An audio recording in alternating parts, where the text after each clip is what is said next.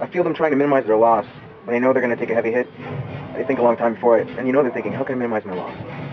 I just won against the paladin. Does that mean I get a paladin? Sure enough, I got the fucking paladin and lost. Pretty neat. I think I'm going to dick around on the rogue a little bit longer. I think that by not attacking this priest and by letting my people stack up while he has a line of taunt in front, that I'm able to force him to use his taunts on me and take the damage. So while I'm charging up my guys, his whole tactic was, ooh, a line of taunt against me. I have a line of just anything to sit there with one taunter. This is my first game as a paladin, and I'm pretty sure I'm going to lose it. And it's because I don't know any better. He just neutralized both our waves, meaning like, I lost mine and he lost his. Yeah, like I'm saying, this match was just a try out the paladin. I don't think I'm really enjoying it. It's kind of difficult. The thing is that this first match with the paladin, I'm weak, and I'm thinking usually when I'm weak I have a good hand behind me. I only have one card left in my hand, and I'm at 10 mana. You know, I don't have anything. So I've got 4 things in front of me, he's got 2 in front of him, he has full health at 30, I have 26 health. I'm not far behind him, but neither of us have the upper hand on each other, so it's really interesting. I guess this is one of those, it comes really on late in the game. I like to have big 7s, big 6s, big 8s, but there are none in this deck, the pre-formed paladin deck, so it kind of bothers me. I'm going to lose the game now because I just made the mistake of using a bunch of good items on shit that would just get neutralized. Oh, never mind, I just totally took the beating there and got finished. It wouldn't matter what I did. I just took the piss there, got defeated by a priest, my paladin. I'm not going to use this deck. Actually, I'm going to go in and I'm going to pull out a bunch of high level 8s, level 7s, because that's how I win. End game, whipping out with these cards I can finally use, do high damage. That's pretty much what this fucker did to me. So that's what I'm going to do. This is my first return with the paladin after making a deck that has all taunts and a couple special cards. About to play a shaman. This should be interesting. I think the overall strategy I'm going to have is whenever a person has taunt, I'm not going to attack the taunt. I'm just going to let it build up and see if they eliminate themselves, I can attack them, see if that's the actual best strategy in the world to have. That's what I'm going to see. So remember now, minions take damage from attacking other minions. It's an incentive to not attack other minions. It's an incentive to attack the hero, the enemy hero. I like for that totem that shamans have, I like the one how it adds +2 to the ones next to it, and how when you place it down, it'll always only have one person next to it, and you have to always gain that second person next. I really enjoy that. That Stoneclaw totem is a real bitch. Being able to summon a creature that has taunt, 2 damage too. Oh, but I see its life is 0. I see the toll it takes. Never mind. Completely balanced. So I'm not weak. I don't know why I winked there. I'm not being sarcastic. That is really taking care of the balance. If that Stoneclaw, that green viper bitch looking thing had 1 health to it, it'd be a fucker. After this, I think I really want to be a shaman, because that arsenal of totems looks like a lot of allies, even though it's only just 1 ally over there. It just feels like it's a lot of shit. Okay, this kind of fucked me up. I attacked, and I took 5 damage from attacking, and they only took 1, and it was a minion. That really pisses me off, and there's some text that I can't really see in the screen. Bloodlust, +3 attack deterrence. I can't read that, so it kind of bothers me. Flame tongue, +2 attack from the magic below. I can't fucking read that. That needs to be bigger. Can you read this? Fuck it now. I'm dead. That kind of fuck paladins, dude. Okay, I think I'm playing my first druid. Against my first druid, that is. Because he looks like a druid. I'm just guessing ahead of time. I'm going to kick this druid's ass, and I'm going to unlock druids. Either thanks to this druid being a noob, or thanks to luck. I'm going to admit that +2 mana crystals druid card, really fucking cool thing about druids. I'm pretty sure that's druid specific, but we'll see. I'm going to lose to this druid, and I think it's because my cards just suck right now. And I think that's typical of a person in my experience right now. Because what I was hoping to win off of was the druid being very weak himself. But now he's getting all sorts of shit that's aiding to his damage. Really knocking my ass up. I think I'm gonna die. I have no taunts left, so that's game. He won. He won. I get no reward. I'm just simply to sit here and just fast forward click to the next fun point. So I picked up as a rule of thumb. Try not to attack minions with your minions. And try to attack your hero with their hero. Try to avoid using your minions against their minions. Try to use your hero against their hero. The game relies on luck in order for you to beat other classes to unlock them to be able to play. And I'm really fine with that, and I really enjoy it. Luck in order to beat the shaman. We'll see if luck helps me to beat this shaman right now. I want a shaman, actually. I'm pissed I didn't get to see my thing use its windstorm or whatever, wind fury. There was no explanation ever about what Wind Fury is, and that's what this game just needs a little bit. It needs to explain about Wind Fury. It needs to explain about that other new thing that I saw. I can't remember the name of it. Like rock. Okay, I don't understand what that does. Make me know. Just got rid of my taunt by using 2 mana 1 cards, no matter what it was. It turns into a frog, and then he uses his freeze with 1 damage to destroy it, and then he gave me damage. That was a sneak attack I wasn't fucking calling for. Being able to see what your opponent is doing while not being able to see what they're doing really keeps you entertained with moves that you would normally be bored with. It's a good idea. Also, I'm yet to see what happens when the little time thingy expires, because I haven't seen anyone actually wait that long. Oh my gosh, this person is... They just allowed it to happen. Oh, it simply allows me to go. This shaman has thrice the amount of health as I do right now. He has 24 and I have 8, and it doesn't look like I'm going to win. But we'll see, because I feel something special about this match. I feel like my 7 in my hand is going to come out strong. I got a couple taunts, whereas he only has 1. So I feel pretty good. He's doing it again. He's letting it draw out. It's so suspenseful, the way the music is and how the lighter match. It's almost way too serious than it really is. It just simply gives up their turn. It doesn't even really cause a penalty. Think about it. If you're already done with your turn, you could just be an asshole by waiting until the time runs out. I'm beginning to think that this is what happens when a person drops out of a game internet connection-wise. They simply repeat the same process, and this is a great mechanism incorporated into it. They just do nothing until their time runs out. They gain a card, they make no moves, they sit defenseless. They sit there defense. It's just sitting there. And of course, if you understand the game, your defense will sit there until you attack it, representing you. So I'm just attacking him, and I think I'm going to win the shaman match this game. My opponent left, maybe because I kicked his ass, or maybe because he had to go. Whether it influenced his loss or had no influence on his loss, I'm still telling you that I'm not going to play with the deck because I'm happy with the rogue deck. I'm happy with this little, I can attack. It's almost a quarterback sneak looking kind of deal. I'm about to fight a paladin. We'll see how that goes. What's really interesting here is you have 2 types of leveling up simultaneously happening. Your leveling up of using the character stat-wise where you get the little points, etc. And you're gaining cards that influence that deck in a positive route, drawing you away from your use of the other classes.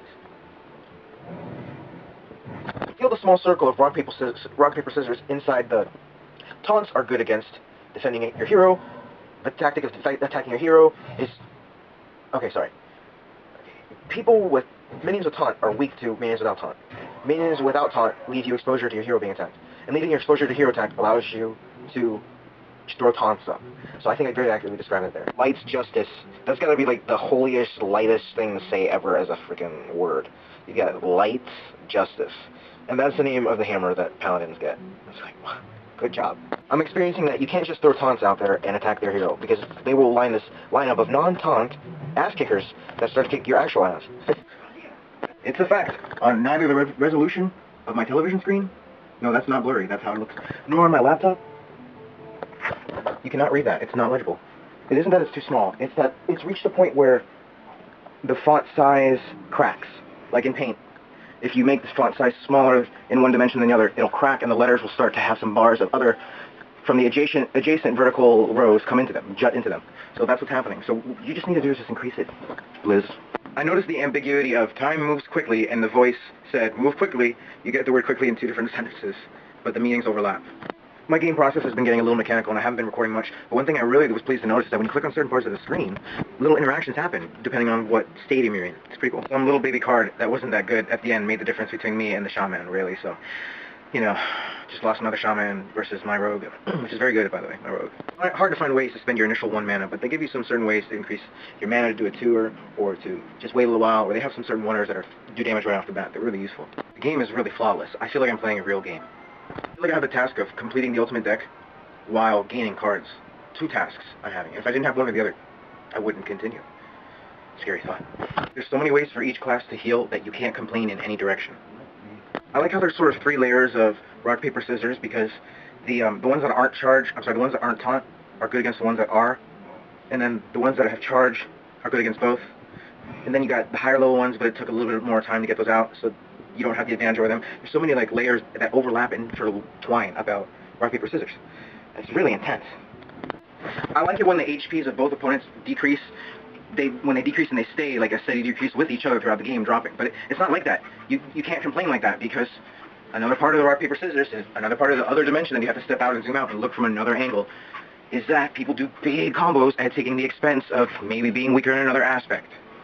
I lose like 95% of the time at this. I lose to strategies that I wished I could amount to playing. It totally depresses the shit out of me, but I still continue to play. I feel like even though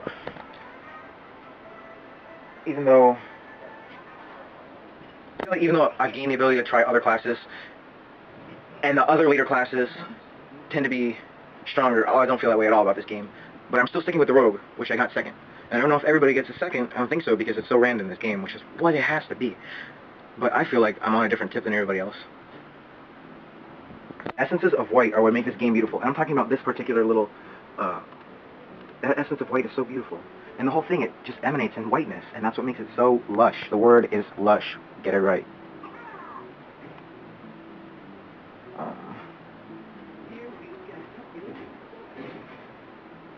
If there wasn't a reason to win, a reward for winning, which I get, I wouldn't even play. I'm sorry, reward for losing. I wouldn't, because I just get so frustrated with the world. I wouldn't even, no, I'm sorry, let me just fucking take all that back. I wouldn't stay in the game after I realized how bad I was going. See, when I realize I'm starting to lose and I'm going to lose, I'm going to quit, but it keeps me, just as it does an average human individual, and I'm just confessing this, it keeps me anchored, it keeps me burdened to having to stay, because I know I'm trying to increase that bar to get that next pack. The sickest, no, I'm not saying this. Expert pack earned. Ooh, sweet. I really appreciate that right there. Look at this lushness. It's so delish. Oh my gosh. I'm gonna, just for the fans, I'm gonna show some actual animation. Like, this is pretty. Okay, for instance, this is the best thing to do. I'm gonna show you what it's like to open a pack, because somebody talked about this. The lushness, the representation of excitement, visual excitement it is, of getting something fresh and brand new. And I'm gonna throw this into the thing, I'm gonna click it open. Watch how each one, I'll tell you if it's good or not. Deal 2 damage to a minion, that's pretty good. If it's a friendly demon, give it 2 instead. No. And that's part of a warlock. Fuck it.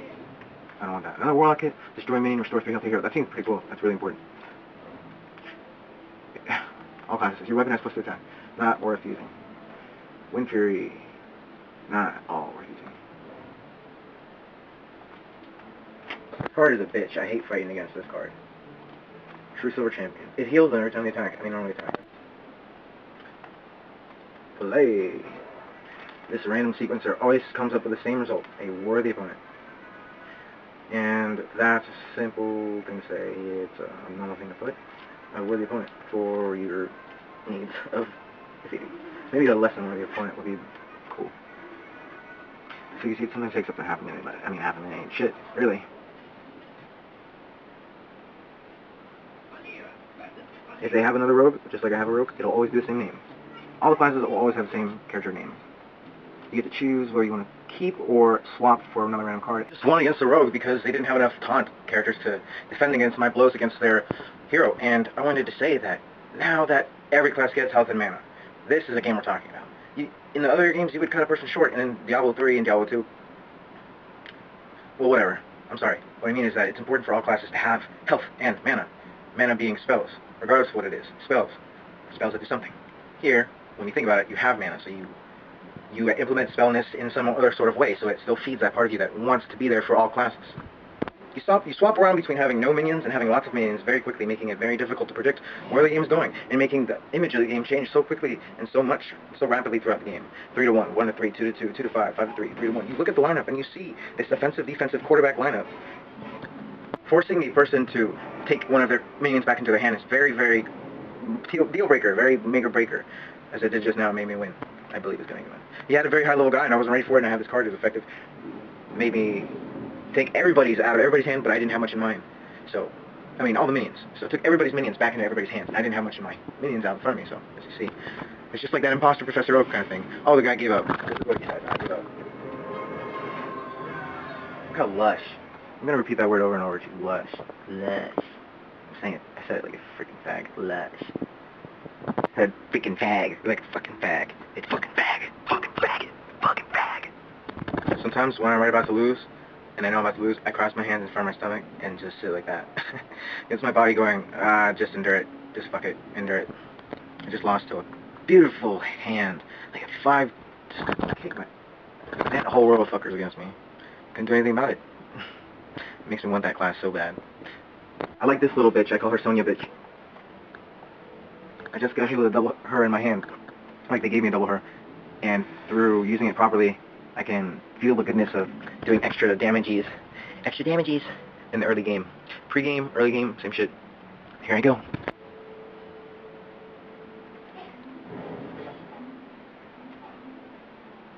I fucked up. Oh, but he killed my other guy, so it's not as fun anymore. History mode's pretty cool.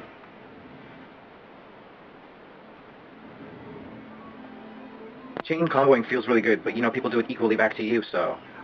I think the strategy is, if you're going to pit 2 things against each other, let someone waste their time on it. Let someone waste their move on it. That's what I think I'm doing that a lot. Like I said, when you return a person's minions to their hand, it's like making a person work. It's like making them work their mana back on it. I like that how at the end of the game, I right-clicked and I wanted to emote greetings, and it said, "The pleasure is mine," and it fit perfectly with, "I'm about to die." So as my going away phrase, I'm saying, "The pleasure was mine." That was pretty accurate. I wonder if all the classes say something that you can use both directions like that. I like that there's two parts of the game. There's the, you're wrangled you're wrangled free, I want to say, you're like wrestled to the ground rather, is what I'm trying to say. From playing against the arena until you get each class unlocked. And to get each class unlocked, you have to fight and win against someone of each class. This is the guy I want to fight, so yes, I hope I win this. If I don't win this, I'm going to be upset. I really hope he even just submits at the spot. Look, I don't get to go first, you get to swap out, and it's really blurry right now, it sucks. After this defeat against this priest, I kept saying, well played, but I was trying to be sarcastic, saying, curveball cards, curveball cards.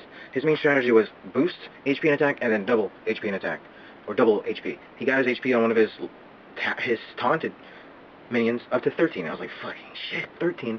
And then I was hoping he wouldn't rate me in damage. Sure as fuck he raped me in damage then. Killed me that turn. The click or drag feature in this game, completely optimized. It's exactly what I want, and I don't ever have any fuck-ups, any accidental uses. I think I'm finally getting my priest, because this priest shit's weak against my shit. Doesn't have any line of defense. Seems to be relying on... Oh my gosh. He won with a cheap trick fireball. What was his last... That was just bullshit. Here's my interpretation of the damage numbers. The bottom left is the number that you'll try to bark up someone's tree. It's the number that you'll try to bark up someone's tree, a number you'll try to, like, knock off with. You'll lead in with.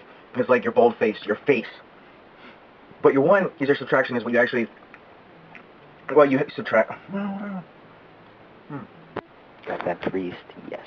Played about, like, 200 games. What I wanted, which was for 3 packs worth of gold to stack up.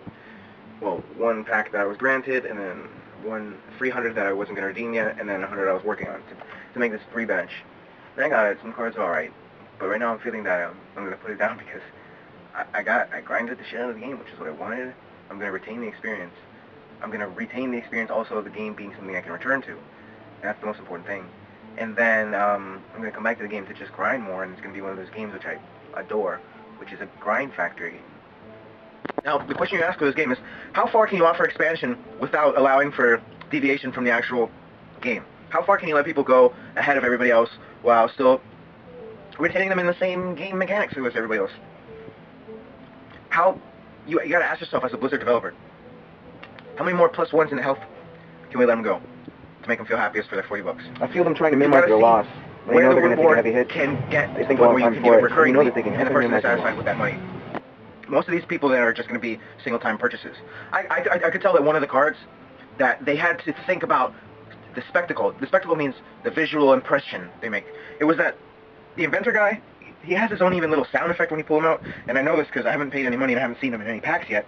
He's got to be one of those cards you get from buying the packs. The one that says, I'm summoning an amazing invention.